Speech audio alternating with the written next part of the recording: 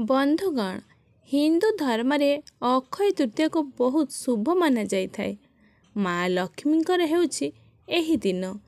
ତେଣୁ ମାଙ୍କୁ ଯାହା ଯାହା ପସନ୍ଦ ତାହା ଲୋକେ ଖୁବ୍ ଶ୍ରଦ୍ଧାରେ କରିଥାନ୍ତି। ବୈଶାଖ ମାସ ଶୁକ୍ଳ ପକ୍ଷର ତୃତୀୟା ତିଥିରେ ଅକ୍ଷୟ ତୃତୀୟା ପାଳନ ହୋଇଥାଏ। ଏହି ଦିନ ରୂପା କି ସୁନାର କିଛି ମୁଦ୍ରା ହେଉ କି ଅଳଙ୍କାର କିଣିଲେ ଶୁଭ ହୋଇଥାଏ। ତେବେ ଯେଉଁ ସବୁ ଜିନିଷ ଘରେ ରହିଲେ ମା ଲକ୍ଷ୍ମୀ ବାସ କରନ୍ତିନି, ସେହି ସବୁ ଜିନିଷକୁ ଅକ୍ଷୟ ତୃତୀୟା ପୂର୍ବରୁ କାଢ଼ିଦେବା ନିହାତି ଆବଶ୍ୟକ। ଚାଲନ୍ତୁ ଜାଣିବା ଏହିସବୁ ଜିନିଷ କ'ଣ କ'ଣ। ଭଙ୍ଗା ଝାଡ଼ୁ। ଝାଡ଼ୁକୁ ଘରର ଲକ୍ଷ୍ମୀ ମନାଯାଇଥାଏ। ଆଉ ଯଦି ଘରେ ଭଙ୍ଗା ଝାଡ଼ୁ ଅଛି ତାହେଲେ ତୁରନ୍ତ କାଢ଼ି ଦିଅନ୍ତୁ। ଏହା ଅତ୍ୟନ୍ତ ଅଶୁଭ ହୋଇଥାଏ।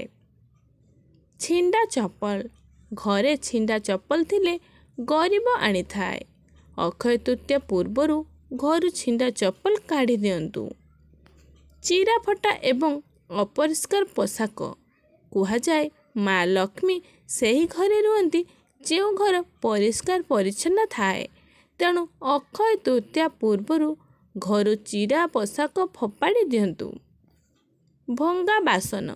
ଘରେ ଭଙ୍ଗା ବାସନ ଥିଲେ ମା ଲକ୍ଷ୍ମୀ ବାସ କରନ୍ତି ନାହିଁ। ଏହା ଘରକୁ ନକାରାତ୍ମକ ଶକ୍ତି ଆଣିଥାଏ। ଭଙ୍ଗା ମୂର୍ତ୍ତି। ଠାକୁରଙ୍କର ଚିରା ଫଟା କି ଭଙ୍ଗା ମୂର୍ତ୍ତି ଘରେ ରଖିବା ଦ୍ୱାରା ବାସ୍ତୁ ଦୋଷ ବଢ଼ିଥାଏ। ସେଥିପାଇଁ ତୁରନ୍ତ ଏହା ଘରୁ ହଟାଇ ଦିଅନ୍ତୁ।